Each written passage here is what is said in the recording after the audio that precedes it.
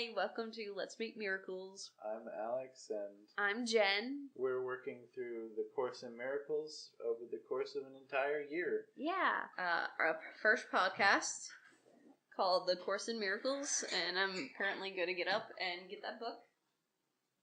I thought we were calling it something else. Well, yeah. Okay. Yeah, you're right. It was called Let's Make Miracles. Let's Make Miracles? Let's Make Miracles. I had it somewhere. I don't have it anymore. What are you hoping to achieve with this podcast? I hope that I can help other people kind of rewire how their brain has been taught. Because every brain is like a computer, kind of. And it's like an organic computer, and it's wired to think in certain ways. And sometimes that brain just kind of gets stuck. Like, you need a good defrag on your brain sometimes. I don't know if our listeners are going to remember defragging computers, but, you know, the brain needs to be rewired differently sometimes. And I feel like this Course in Miracles outline? I don't know what word I'm looking for. Lessons and podcasts will help them achieve a brain rewire. So then they can experience life how they really should. Is that all? Yeah. Why do you want to help me with this? See, there's the cat. I told you she'd come wondering why I'm sitting in her chair. Why do you, Alex, why do you want to help me with this podcast? It sounded interesting to me. Okay. Well, that sounds great. A Course in Miracles is the workbook by Dr. Schumann? Dr. Schumann. I'm so great. I'm so sorry for butchering your name. Dr. Helen Schuckman? Schuckman. That sounds better than Schumann. Schumann. I'm so sorry. Your work is amazing. So when did you? I don't think she's listening. That's fine, but it's still amazing. I just wanted, just in case she's listening, you know. You can never be too certain. But that's a different podcast, I'm afraid. Okay, so when did you get this Course in Miracles book, and when did you start becoming interested in it? I'd have to say 2006. 2006. Okay. I knew nothing of any sort of this in 2006, because I was 16. So that would have been when you were 20? Yeah. Yeah. You were in college? Give or take. Okay. Another episode. But so how did you find this? Tell me a little bit about it. I know about your. This is not going to be a fun story. No? No. Oh, no. I was walking through Books A Million and saw it, and I thought it would be interesting, so I picked it up. So it was like a little miracle that you saw the book Course in Miracles. We'll say that. It was like you were guided to pick up the book. It was during my pick up every self-help book I saw a phase. Well, that's okay. It's a pretty good phase, you know? It may have been 2007, not 2006. Oh my goodness. Yeah. You lied. Just 1 a year. little bit off. All right. And you said you've only gotten how far along in the book? Well, the book itself, yeah, I've read quite some ways, but the lessons, because I feel like that's what we're gonna be leaning on a little bit more currently. I think I got to around lesson. I remember this one. I remember that one. Okay, come on. So it had to have been less than 45, but more than 30. Okay, that's not bad.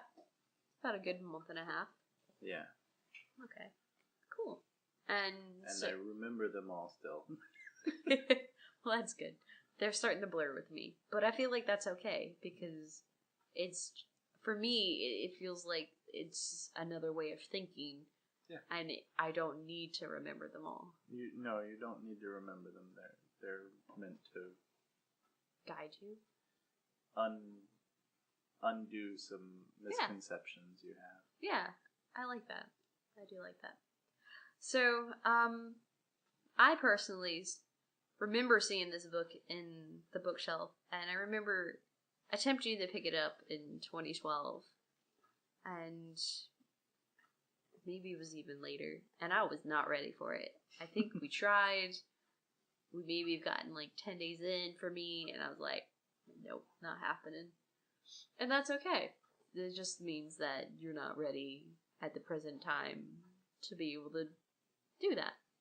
And it wasn't until probably, I want to say a week ago, that my aunt called me after a couple of months of me having some ups and downs emotionally, having repetitive thoughts, bouts of anger, that she gave me a call, and somehow our discussion She gave you a colon?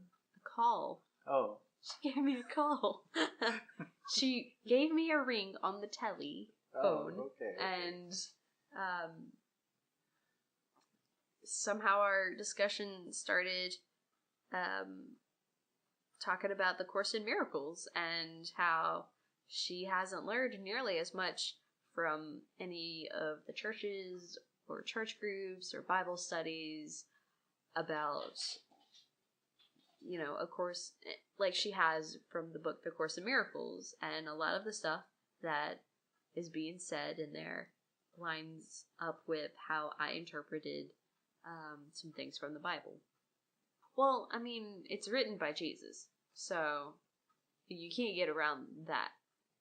The lessons aren't any religious based, but the front part, at least from what I've seen so far, but the front part of it is.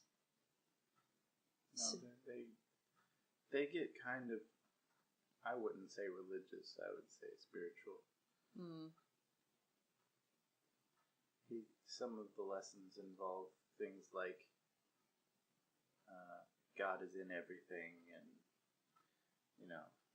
those kinds of thoughts. Okay, and I haven't really read it, so I could have just been opening it up and just reading something and taking it out of context. I'll get to reading it eventually, but so yeah, a lot of the stuff she was saying made sense and really, vibed well with me. And I was like, okay, maybe I should pick up this book. Maybe it's time.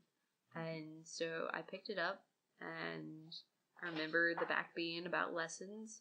And, you read and you do your lesson every day. And if you complete, the 365 lessons, you pretty much can achieve miracles. But how I kind of see it is it's kind of a miracle in each lesson. Being able to rewire your brain just with one lesson is a miracle in itself. I remember thinking to myself a few days ago when I was in a depressive episode that these thoughts aren't my thoughts. These thoughts don't mean anything. And it kind of helped pull me out. It's like, oh, okay, I'm not this thought. This thought isn't real. It's just a thought. Mm-hmm. And it kind of knocked me out of that thought process long enough for me to go, oh, okay, huh, Yeah. So, I think today's society makes miracles seem rare, and I don't think it's rare. I think it's amazing.